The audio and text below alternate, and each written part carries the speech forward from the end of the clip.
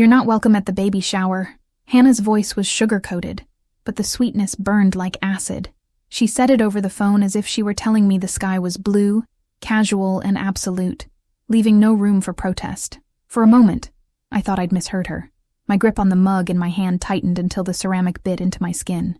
The word "not welcome" echoed, pulling me back to every cold glance, every clipped comment she'd thrown my way over the years. I swallowed hard, forcing my voice to remain steady, but inside, the ground had shifted. I could have told her right then and there that she was making a spectacular fool of herself, that the elegant event space she'd booked for her perfectly curated celebration was mine. I'd bought the place years ago, pouring my savings, my sweat, and pieces of my heart into its polished floors and sunlit windows. She had no idea she was essentially telling the owner to stay away, but I didn't. The satisfaction of that knowledge curled quietly inside me, a warm ember I could carry for now. If Hannah thought she had the power to humiliate me, I'd let her think so, until I decided otherwise. "What did I do, Hannah?" I asked, because the part of me still tethered to family needed to hear the reasoning. There was a pause, a faint sigh, the kind of theatrical exhale she used when she wanted to seem burdened. "It's not about you," she lied, her tone tightening. "It's just that the guest list is small, and we want to keep it intimate. No drama. No drama."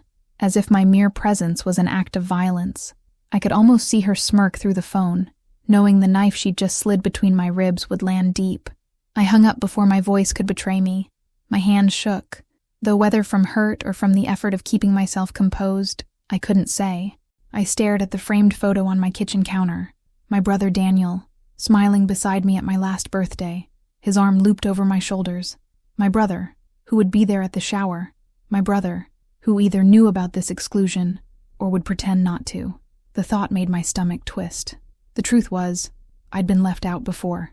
Dinners where my invitation must have gotten lost. Family outings I learned about through social media posts. But this was different. This wasn't just a snub. This was Hannah drawing a line in the sand with my own brother standing somewhere behind her, silent. I felt the first flicker of something stronger than sadness. Not quite anger, but something sharper. I walked to my desk, pulled out the ledger I kept for the venue, and flipped to the upcoming events page. There it was. Baby shower, Hannah and Daniel, Saturday at 3 p.m. The date stared up at me like a dare. My name wasn't on the guest list, but my signature was on the ownership papers. I closed the book with a soft thud and sat back, my lips curling in a smile I didn't recognize as my own. If Hannah wanted to play games, she'd just forgotten one crucial detail. I always set the rules on my own turf. Hannah hadn't always been my enemy, though I sometimes wonder if she'd been waiting for the right moment to plant the knife. When Daniel first introduced us 5 years ago, she was all charm, warm hugs, earnest compliments about my dress, genuine questions about my work. Back then, I believed her smile. I believed she wanted to be part of the family, to be my friend. But the sweetness soured slowly, like fruit left too long in the sun. Little things began to shift. A subtle eye roll when I spoke, whispered conversations that ended when I walked into the room, stories told at my expense under the guise of humor. I think it started when she realized the closeness between Daniel and me. We'd grown up almost as twins, despite the 3-year gap. We navigated our parents' messy divorce side by side, clung to each other through moves and late-night calls, built a bond that felt unshakable. To Hannah, that bond wasn't security. It was competition. She didn't want a sister-in-law. She wanted the sole sun in Daniel's sky, and slowly, she began to push me out of orbit. At first, I ignored it. I told myself I was imagining the tension, that I was too sensitive. Daniel would reassure me. "She's just stressed, Liv. Give her time." And I wanted to believe him because the alternative, that she was deliberately isolating me, felt too cruel to accept. But time only sharpened her edges. The invitations stopped coming unless they were obligatory. She'd make comments in front of Daniel's friends about my unconventional lifestyle, and laugh like it was harmless. Every word chipped away at something, though I couldn't tell if it was my patience or my faith in Daniel. Owning the venue had once been a point of pride I thought we all shared. It was my dream project, and in the early days, Hannah had even helped me pick flower arrangements for the lobby. But when bookings started rolling in, high-profile events, local features in magazines, I noticed the shift. She stopped mentioning it to people, stopped congratulating me, and once even suggested to a friend that I just got lucky, because I knew the right people. That was the first time I realized her approval was conditional, and now here we were, with her hosting the most important celebration of her life in my space, while telling me I wasn't welcome. It wasn't just exclusion. It was symbolic. She was saying, even in your house, you don't belong. I could almost admire the boldness of it if it didn't sting so much, but hurt wasn't the only thing I felt. Somewhere deep down, beneath the humiliation, a plan began to form. I'd always believed in quiet strength, in letting people underestimate you until they were too close to see the trap. And Hannah, in her arrogance, had just walked right into mine. The venue had always been my sanctuary. When I first bought it, it was a forgotten warehouse with cracked concrete floors and dust thick enough to coat my shoes in gray. I remember the first night I walked through it after signing the papers. The air smelled of old wood and rust, but to me, it smelled like possibility. I could already picture the transformation. High-arched windows pouring golden light onto polished oak floors, chandeliers dripping from the ceiling like captured stars, the hum of people celebrating their milestones beneath it all. Every corner held a piece of me. From the marble reception desk I had bargained for at an estate sale to the wrought iron railing on the balcony I'd fought to preserve.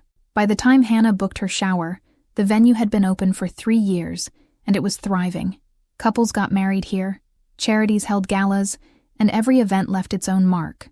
Laughter lingering in the corners, faint perfume clinging to the air. My staff loved the place almost as much as I did. Rosa, my head event coordinator, could orchestrate an evening without missing a beat. And Sam, my lighting tech, knew exactly how to make the room glow like it had been painted by sunlight. They were loyal, not because I demanded it, but because we had built something beautiful together. When Rosa first told me Hannah had booked the space, she didn't know the storm brewing behind my polite nod. "It's going to be gorgeous," she said, flipping through fabric swatches for table runners. "She's chosen blush and cream with gold accents. You'll love it." I didn't tell her I wouldn't be attending. I didn't tell her Hannah had made sure of that. Instead, I asked for the event folder and studied it like a general preparing for battle. Every detail was in my hands. The catering company, the seating layout, the sound system, all of it flowed through me. That was the power of ownership. No decision could bypass me entirely.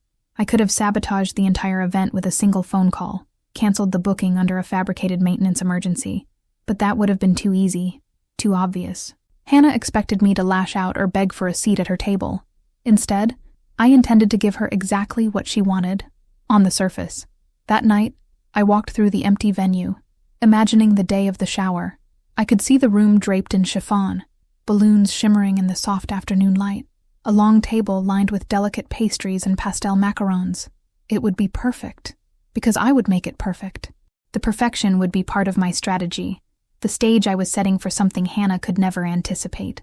As I stood beneath the chandelier, I ran my fingers over the brass chain and thought about all the times I'd bitten my tongue, let slights pass, and chosen peace over confrontation.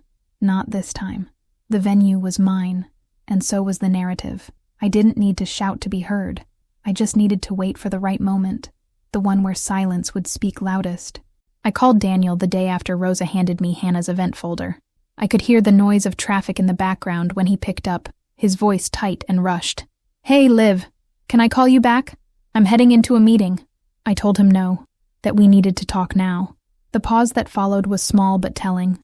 He sighed, and I could almost picture him rubbing the back of his neck, the way he always did when he wanted to avoid a conversation. "Hannah told me you're not coming to the shower," he said finally, like he was reading from a script. I laughed, a sharp, humorless sound, and told him she'd done more than that. She'd told me I wasn't welcome. Silence again. That kind of silence that makes your chest tighten, because you know it's not ignorance keeping the other person quiet. It's agreement. "I don't want drama, Liv," he said. "She's hormonal. You know how pregnancy can be. Just give her this. It's her day."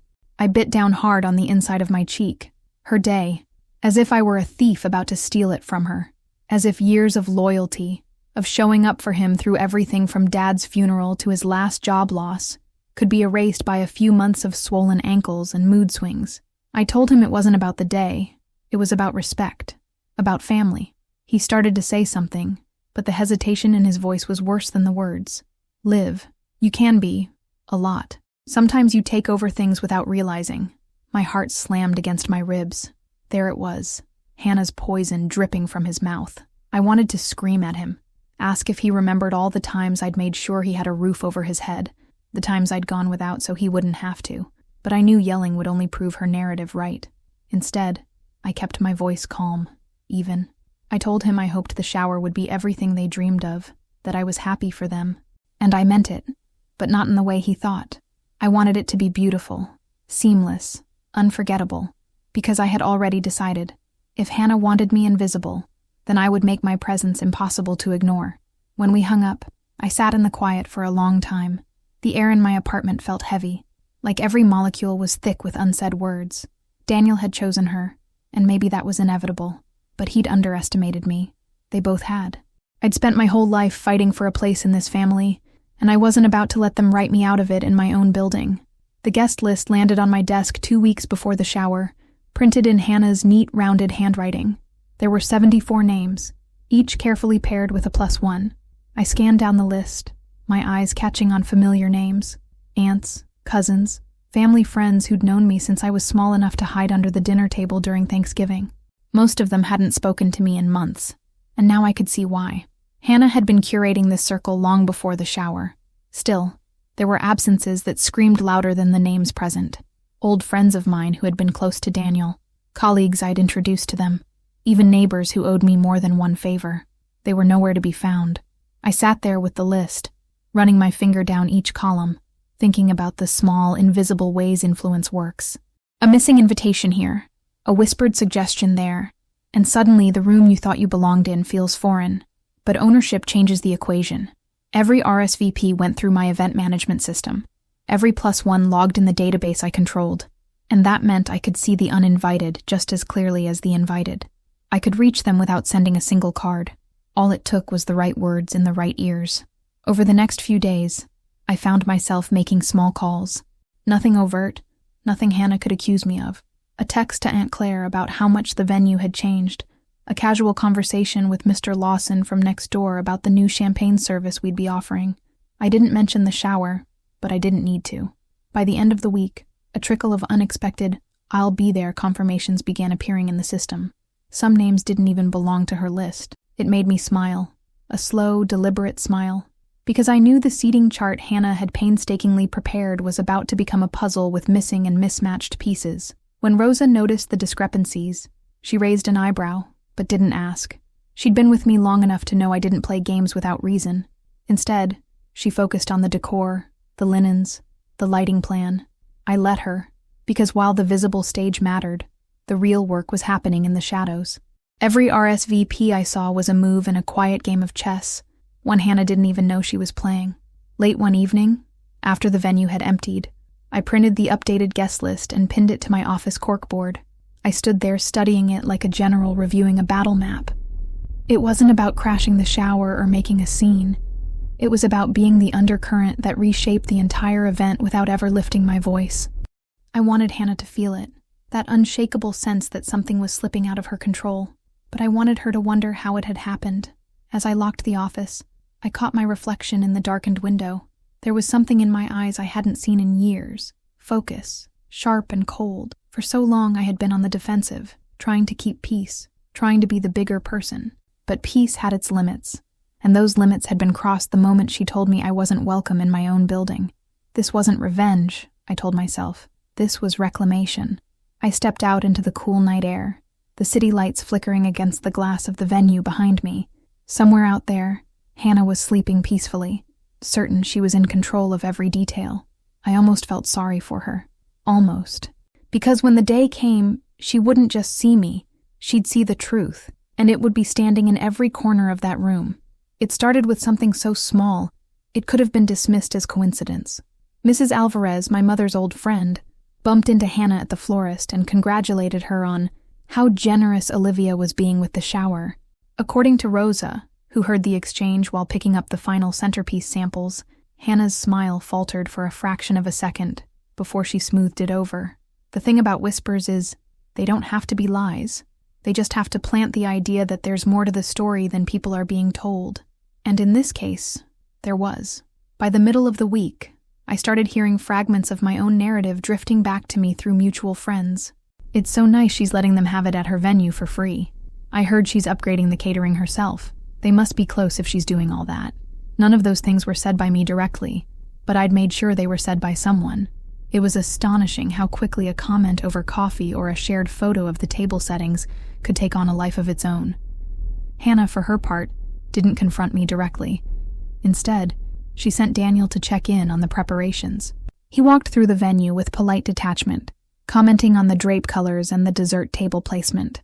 But his eyes betrayed something else, a quiet unease, the look of a man realizing that the woman he'd tried to sideline wasn't just still in the picture, she was framing it.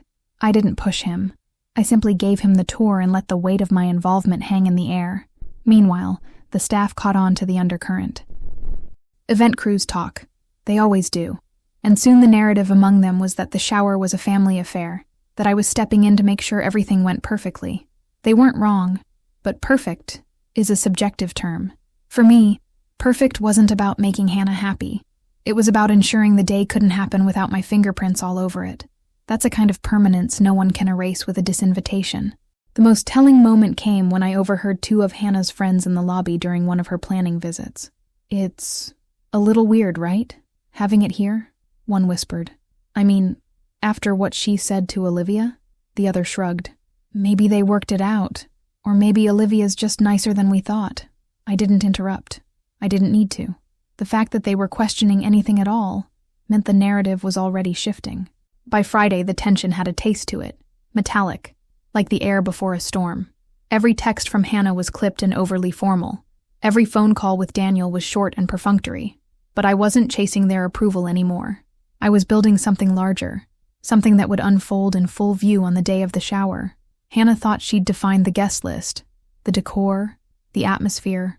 What she didn't understand was that I was defining the story, and when the day was over, it would be the story people remembered, not the seating chart. That night, as I walked through the empty main hall, I could almost hear the murmur of conversations that would fill it soon, the toasts, the laughter, the hushed speculations, and in every imagined whisper, my name was there, woven into the fabric of the day. They could leave me off the program, keep my name off the speeches, but I would be inescapable. Invisible to some, yes, but undeniable to everyone else. The morning broke with a pale, cold light streaming through my bedroom window, the kind of light that makes everything look sharper, more deliberate. I woke before my alarm, my mind already running through the checklist I'd reviewed 100 times. This wasn't just another event to me. This was the culmination of a quiet, calculated decision to reclaim my place in a moment I'd been told I didn't deserve. I dressed in a deep emerald dress that caught the light when I moved, not flashy, but impossible to overlook. My hair was done in soft waves, my makeup precise. If anyone asked, I was simply dropping by to ensure everything was running smoothly. That was my cover. When I arrived at the venue, the staff was already in motion, trays of pastries being arranged, chairs lined in perfect arcs, the scent of fresh flowers and brewed coffee mingling in the air. Rosa was overseeing the final touches, her eyes scanning every corner like a general before battle. She gave me a knowing look, the kind that needed no words. I walked through the space slowly, running my fingers over the white linen tablecloths, checking the placement of the personalized favors. Everything gleamed with perfection, and with my choices. Outside, the first guests were already pulling into the parking lot. I watched from the lobby as Hannah stepped out of the car Daniel was driving. She looked radiant, her blush pink dress flowing gently around her, a carefully curated glow on her face. But the moment her eyes met mine through the glass, I saw it, the flicker of shock, quickly buried under a mask of politeness. She hadn't expected me here this early. She hadn't expected me to look like this. And for just a second, her composure cracked. Daniel approached first, offering me a quick, restrained hug. "Thanks for making sure everything's good," he murmured, his tone neutral, but his eyes darting toward Hannah, who lingered by the door as if deciding whether to come in at all. I smiled warmly, deliberately ignoring the tension. "Of course," I said. "It's important everything is perfect for today." The way Hannah's lips pressed into a thin line told me she heard the double meaning. Guests began to stream in, their greetings to me genuine and warm. I could feel Hannah's discomfort grow as more people thanked me for hosting or complimented the venue, making casual comments about how generous it was of me. I didn't need to correct them. Hannah's silence did that work for me. Every thank you I received was a small, invisible thread, weaving me deeper into the narrative she had tried to cut me from. Half an hour before the official start, I stepped outside for a breath of cold air. The sky had shifted, clouds gathering, heavy with the promise of rain. I stood there for a moment, letting the crisp wind clear my mind. This wasn't revenge, I reminded myself. Not exactly. It was a statement, a reminder that no one gets to decide my place in this family, but me. And today, in this building, in every glance, in every whispered conversation, my place was unshakable. When I stepped back inside, Hannah was by the dessert table, rearranging a plate of macarons as if their alignment could restore her control. She looked up at me with a smile that didn't reach her eyes. "Everything looks nice," she said, her voice tight. "Yes," I replied softly. "It does." But what I didn't say, what I didn't have to say, was that soon she'd realize how little of it was hers at all. The baby shower was in full bloom by mid-afternoon, the air buzzing with chatter and the occasional burst of laughter. The tables gleamed under the soft golden light, platters of food replenished almost as soon as they were touched. I stood near the back, a quiet observer, watching how Hannah navigated the crowd. She moved gracefully, accepting hugs and congratulations, but there was a stiffness to her smile whenever someone glanced my way. It was subtle, but I noticed. I noticed everything. I had no intention of speaking publicly. My plan was to let the room speak for me, to let the compliments, the grateful smiles, the unprompted acknowledgments of my role fill the space Hannah had tried to deny me. But then, halfway through the afternoon, Rosa approached with a glass of champagne. "They're doing the toasts," she whispered. "You should say something." I shook my head, but Rosa's eyes sparkled. "Olivia, trust me. This is your moment." When Daniel stood to speak, his voice wavered with emotion. He thanked everyone for coming, spoke warmly about the baby, about Hannah's journey, about the family they were building. But when he paused to mention the venue, his gaze fell briefly on me. "We're so lucky to have such support," he said, the sentence hanging in the air like an unfinished thought. The guests clapped politely, but there was an unspoken acknowledgement that more should be said.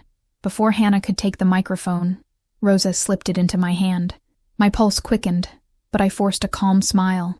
"I just wanted to say," I began, my voice clear, "how grateful I am to see this family grow. Daniel and Hannah, you've been given the gift of new life, something that changes everything, even the way we see each other." I glanced at Hannah, holding her gaze. "And while today is about celebrating you and the baby, it's also about remembering that family isn't just who we are to each other on the easy days. It's who we remain to each other when it's hard." The room was silent, except for the faint clinking of a fork against a plate. I went on, sharing a brief memory of Daniel as a child, a story about the way he used to protect me in the schoolyard when older kids picked on me. "That's what family does," I said softly.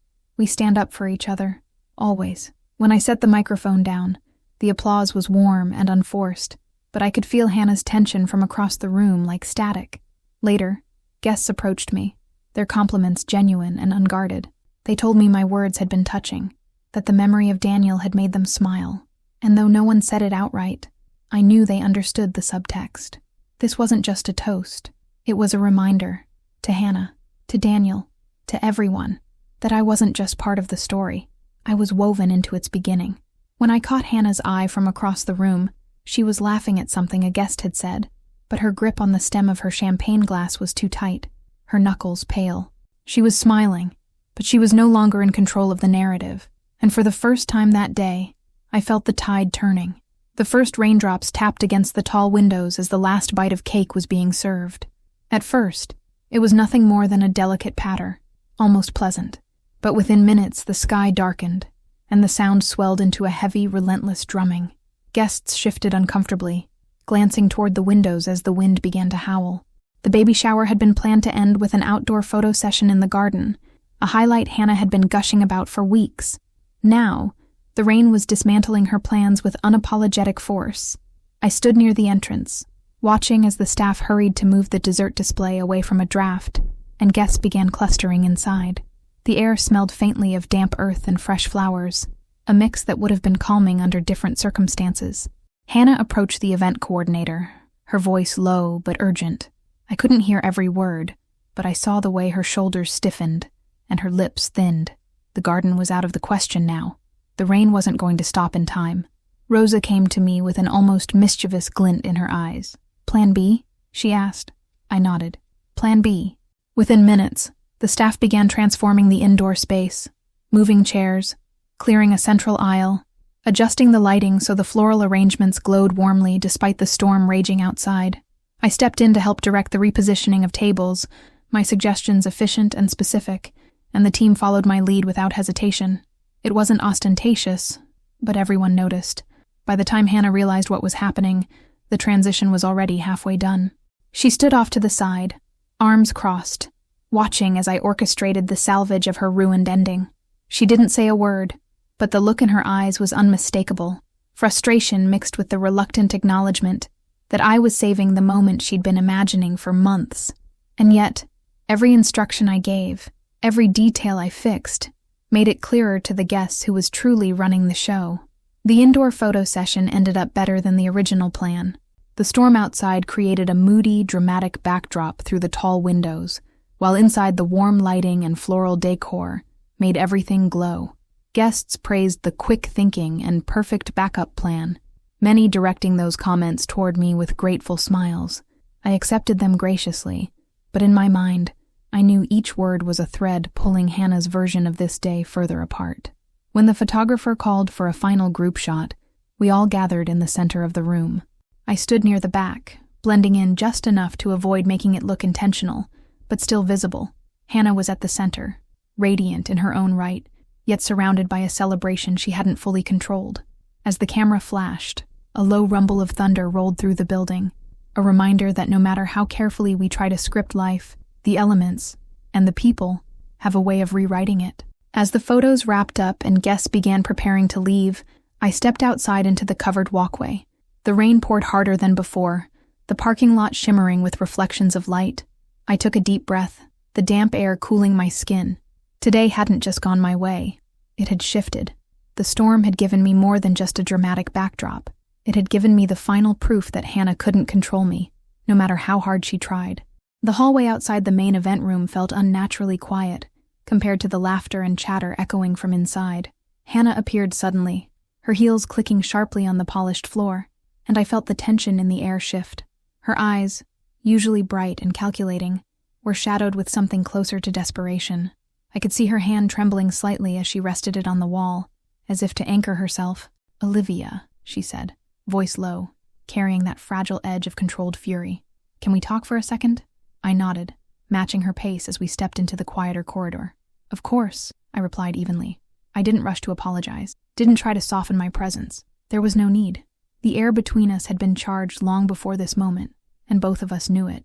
For once, she couldn't control the room, couldn't rely on the smiles or whispers of guests to dictate the story. Here, away from everyone else, she would have to face me directly. She turned to me fully, her hands clasped tightly in front of her. I just don't understand," she admitted, a rare crack in her polished armor. "You were supposed to be gone. I told you you weren't welcome, and yet here you are, running everything." Her words trembled, mixing anger and bewilderment. For the first time, I saw Hannah not as the confident, polished woman who had excluded me for years, but as someone vulnerable, a person who had miscalculated the consequences of underestimating me. I let her words hang, studying the lines of tension on her face. "Hannah," I said gently, "I didn't come here to ruin your day. I came here because it's my venue, and this is my responsibility, whether you like it or not." I could see her flinch at the honesty, the clarity of my statement cutting through the cloud of pretension she had built around herself. I wasn't asking permission. I wasn't negotiating. I was simply stating a fact she could not deny. She shook her head, her eyes welling just slightly. I thought excluding you would make everything easier, that I could have the day I wanted without drama." Her voice dropped to a whisper. "I never realized you'd make it look like you weren't even trying to compete." The words tumbled out, revealing years of envy and insecurity she had hidden behind smiles and sarcasm. For a moment, it struck me that her actions had been motivated not just by malice, but by fear. Fear of losing Daniel, fear of losing control, fear of being overshadowed. I stepped closer, maintaining calm, letting my presence fill the small space. "Hannah," I said softly, "it's not about competing. It's about respect, about understanding that some things aren't yours to control, no matter how much you want them to be. Today wasn't ruined. Today reminded everyone that family isn't defined by who can shout the loudest, or who can dominate a room. Family is about presence, about care, about doing the right thing, even when it's inconvenient. She exhaled slowly, shoulders sagging as the fight drained from her. I think I understand, she whispered, almost to herself. And in that moment, the tension that had held the room and the day in suspense finally began to dissolve. The confrontation wasn't a victory in the way anyone might have imagined. There was no triumph in my tone, no gloating, but the truth had spoken, and both of us knew that after today, nothing would ever feel the same again. As the afternoon continued, a subtle shift rippled through the room. Conversations that had been light and surface level suddenly gained a quiet edge of awareness. Guests who had once politely ignored me now found reasons to approach, to ask questions about the venue, the decor, the catering, all details Hannah had painstakingly curated but hadn't been able to fully control. Their smiles were genuine, their compliments warm, and each interaction, though polite, carried an unspoken acknowledgement. Olivia was the reason the day flowed so seamlessly. Hannah hovered near the punch table, her movements precise but tight, like a dancer performing on a stage too small. Every time someone spoke to me, her eyes flicked over, a fleeting storm of frustration and disbelief crossing her face before she forced her usual smile. She tried to regain control by guiding conversations, redirecting attention to her plans, but the room had already begun to orbit a new center. I noticed it in the subtle gestures, a hand brushing in my direction, a whispered "Thank you, Olivia," under the guise of casual chatter. I didn't seek the attention, I let it find me. Each compliment, each acknowledgement, was a ripple extending beyond me, undermining the careful narrative Hannah had built. And yet, I maintained distance, a gentle invisibility. I smiled, offered a nod or a quiet word of thanks, never drawing unnecessary focus. In doing so, I ensured the room saw both my presence and my restraint, a quiet power that contrasted sharply with Hannah's taut, controlled energy. Even Daniel seemed to sense the shift. He moved more frequently in my direction, checking with subtle glances to see if everything was running smoothly. He whispered brief updates, making sure the flow of events was perfect, almost as if he were relieved that I had taken the reins without making it a spectacle. I could see the gratitude in his eyes, and though he would never admit it out loud, it was clear he recognized who had truly orchestrated the success of the day. The turning point came when one of Hannah's friends approached me, seemingly by accident, to compliment the floral arrangements. "Olivia, these are incredible," she said, her voice bright but tinged with admiration. "Did you plan all of this?" I nodded politely, keeping my tone light. The friend's eyes widened slightly, and she whispered to another guest, who whispered to another. By the time Hannah turned around, small murmurs had spread across the room, subtle glances, quiet acknowledgments. It was happening.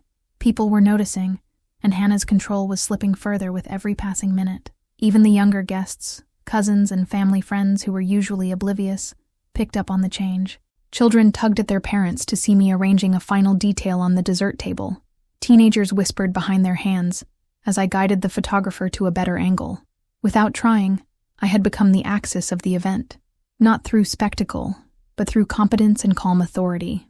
Each interaction reminded the guests, quietly but undeniably, that the event owed its success to me. By the end of the hour, Hannah was visibly flustered, moving from group to group but never quite regaining the natural ease she had shown at the start. Her attempts at casual control were strained, and the room, already attuned to the subtle dynamics, began to reflect it. I stayed near the center, present but measured, allowing the power of quiet recognition to speak louder than any words I could have uttered. Today, I thought, as I adjusted a final centerpiece, everyone would remember one thing clearly. Olivia had been here all along, indispensable and undeniable. The moment arrived just after the main course was cleared, when Hannah's attention was momentarily diverted by a group of her friends discussing diaper colors and nursery themes. Rosa handed me a small, elegantly wrapped box. "The official gift from the venue," she said with a wink. I smiled softly, tucking the box under my arm as I made my way toward the center of the room, where guests were gathering for the traditional gift-opening ceremony. The air buzzed with excitement, but there was also an undercurrent of curiosity. Everyone could feel that something was about to shift, though they didn't yet know what. Hannah's eyes flicked toward me as I placed the box in front of her on the gift table. "Oh, Olivia, you didn't have to," she began, her tone carefully cheerful, but the quiver in her voice betrayed her. She hesitated, as if uncertain whether to unwrap it in front of everyone. I just smiled, letting her struggle with the subtle tension I had created. The guests leaned in, sensing the drama without even realizing why. I had set the stage perfectly. The anticipation now belonged to me.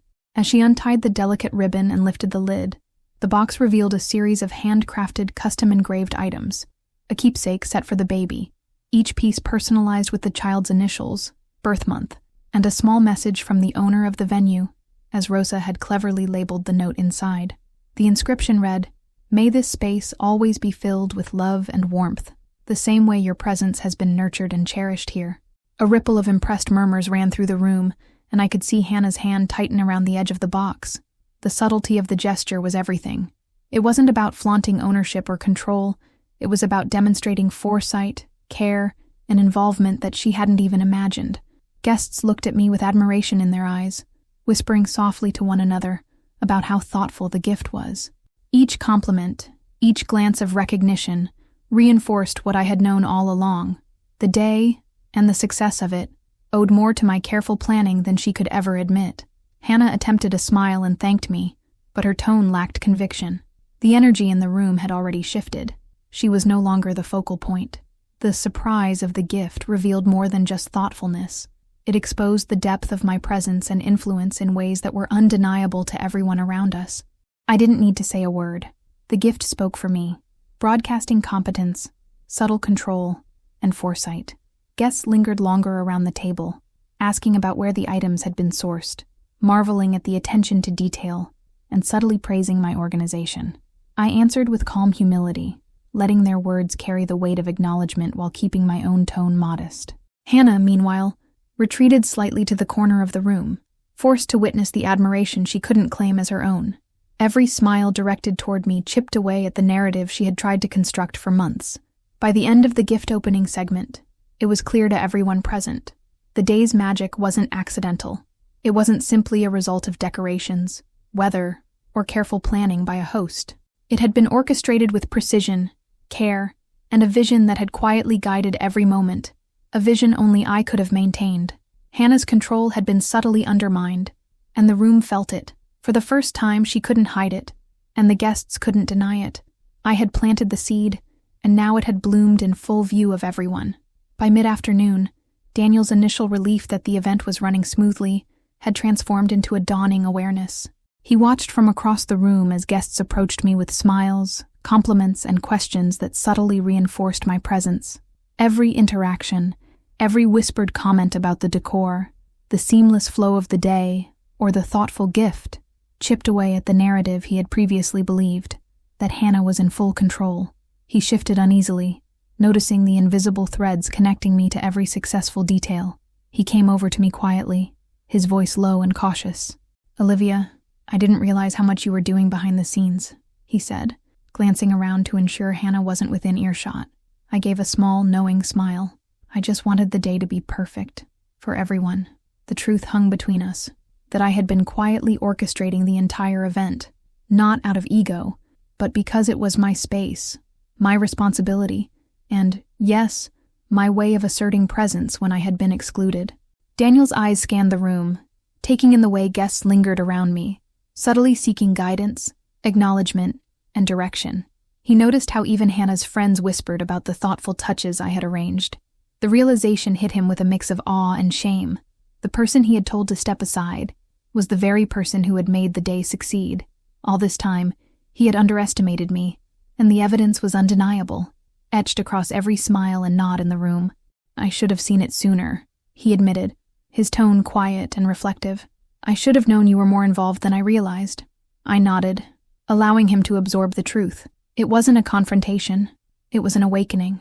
Daniel had always valued loyalty and competence, yet he had momentarily blinded himself to the quiet power of someone who had the foresight to act without fanfare, without seeking validation, yet ensured everything unfolded perfectly. He lingered for a moment, watching as I helped rearrange a minor detail, a table centerpiece slightly askew from the moving storm earlier, and smiled faintly. "You really do have a way of making everything Work, he said, almost to himself. There was no jealousy in his tone, only recognition. For the first time that day, I felt the weight of respect settle in the air between us, a silent acknowledgement that my influence could no longer be denied.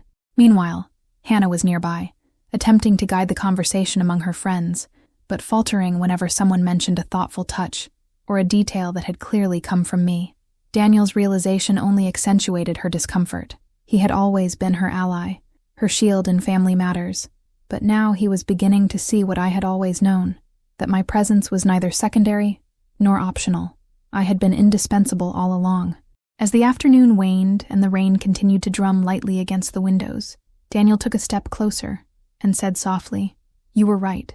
You belong here, Olivia, more than I ever understood." I allowed a small, genuine smile to cross my face, knowing that acknowledgement from him mattered. The subtle power shift was complete, not through confrontation or force, but through quiet competence, presence, and unwavering commitment. Daniel's realization was only the beginning. The ripple effects of today would be felt far beyond this room. By late afternoon, the energy in the room had shifted so palpably that even casual observers could sense it. Hannah, once the orchestrator of every detail, was now retreating into corners, her forced smiles faltering with every passing compliment aimed at me. The carefully curated aura of control she had tried so meticulously to maintain was unraveling. Each interaction between guests and me reminded her, silently but sharply, that the day she had tried to dominate was no longer hers alone. I noticed the tremor in her hands as she reached for a glass of champagne, her knuckles pale against the crystal stem. The well-practiced composure that had carried her through weeks of planning was cracking, revealing the raw vulnerability beneath. She tried to redirect a conversation with a group of family friends, but her words stumbled over one another. Even the tone of her voice, usually sharp and precise, lacked its usual authority. The room, attuned to the subtle shifts, began to follow my lead without me saying a word. Rosa approached me quietly and whispered, "She's starting to realize she underestimated you." I nodded, acknowledging the truth without malice. This wasn't about crushing her. It was about truth, about revealing the reality of who had shaped this day from behind the scenes. And Hannah's growing disorientation was the final testament to that truth. She could feel it, see it, yet she had no way to counter it. A small group of guests approached me with questions about the decor and the venue layout. As I guided them, Hannah hovered nearby, desperately trying to interject, to reclaim attention, but her attempts were subtle and awkward, drawing only faintly sympathetic glances. Every smile directed at me, and every nod of agreement chipped away at the fragile illusion she had built. Her breakdown was quiet, almost imperceptible to the untrained eye, yet in every tense posture, every quick glance, it was unmistakable. Daniel stayed near her, placing a tentative hand on her shoulder, but his expression betrayed understanding and admiration for what I had accomplished. "You've done everything perfectly," he murmured, acknowledging the tension without directly confronting Hannah. It was a quiet truth he wanted her to feel, but couldn't quite voice. The storm outside mirrored the tension inside, relentless, unyielding, and impossible to ignore. Finally, Hannah excused herself, retreating to a side room under the pretense of freshening up. I allowed myself a quiet exhale, feeling the culmination of weeks of planning and subtle orchestration reach its peak. The guests continued to mingle, unaware of the full extent of the emotional storm behind the closed door. Today wasn't about humiliation. It was about recognition, about asserting presence in a space that had momentarily denied me. I stood in the main room, surveying the scene, the laughter, the warmth, the effortless flow of celebration. It was all exactly as it should be. Yet beneath it, the truth lingered like an invisible undercurrent. The control Hannah had assumed she possessed was gone, subtly displaced by the quiet force of someone who had always belonged. And when she returned, she would see it. Impossible to ignore, undeniable in every detail, in every glance, in every whisper. By the time the last guest had left, the venue was quiet, except for the soft hum of the cleaning crew and the faint drip of rain still falling outside. Chairs had been stacked, tables cleared, and the glow of the candles on the dessert table cast long shadows across the room. I stood in the center, surveying the space, letting the stillness sink in. Today had been perfect, not just in appearance, but in how the hidden truths of power, presence, and recognition had finally revealed themselves. Hannah emerged from the side room, her cheeks flushed, eyes red from silent tears she'd likely wiped away. She looked at the empty tables, at the lingering remnants of the celebration, and then finally at me. For the first time, she didn't try to smile, didn't try to mask her emotions with a practiced exterior. The weight of reality pressed down on her, the recognition that she had underestimated me, the subtle ways I had guided every detail, and the undeniable fact that the day had unfolded flawlessly under my quiet influence. Daniel appeared beside her, his hand resting lightly on her back. He spoke softly, his tone steady, careful. "Olivia, you were incredible today," he said, the words carrying both acknowledgement and awe. "I didn't realize how much you had done, and how necessary it was. I see it now." Hannah's gaze flicked from him to me, a mixture of disbelief, regret, and a dawning understanding that control isn't always claimed by those who shout the loudest.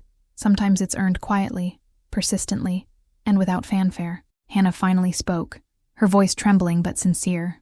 "Olivia, I didn't see it before. I thought excluding you would protect me, give me the day I wanted. But I see now. It wasn't your fault. It was mine for underestimating you." Her words were raw, stripped of the polish she had worn all day. There was no anger left, only vulnerability, a stark acknowledgement of the truth she had been avoiding. I stepped closer, letting the tension ease slightly between us. "Hannah," I said gently, "today wasn't about winning or losing. It was about the baby, the family, and the people who care. And in the end, we all wanted the same thing, a beautiful day for a new life. That's what matters." Her shoulders relaxed, though the humbling experience still lingered in her eyes. The shift in understanding was complete, and yet, it carried the weight of lessons learned the hard way. As we walked together toward the exit, Daniel between us, the rain had slowed to a gentle drizzle, leaving the streets glistening.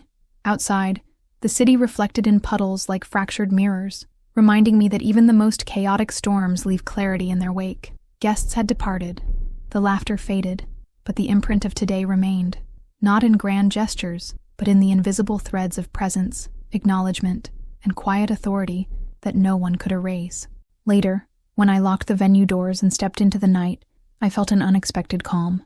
The day had tested patience, subtlety, and resilience, and in the end, it had affirmed something deeper, the power of showing up fully, of being present in ways that mattered, and of reclaiming one's space without shouting, without drama, without apology. Hannah had seen it, Daniel had seen it, and the room, the people, the memories, they had all seen it too. Sometimes I realized, the quietest victories are the ones that echo the loudest. If you enjoyed following my story, if you felt the tension, the quiet triumphs, the subtle power shifts, and the moments of vulnerability that make characters feel real, then I have a small favor to ask.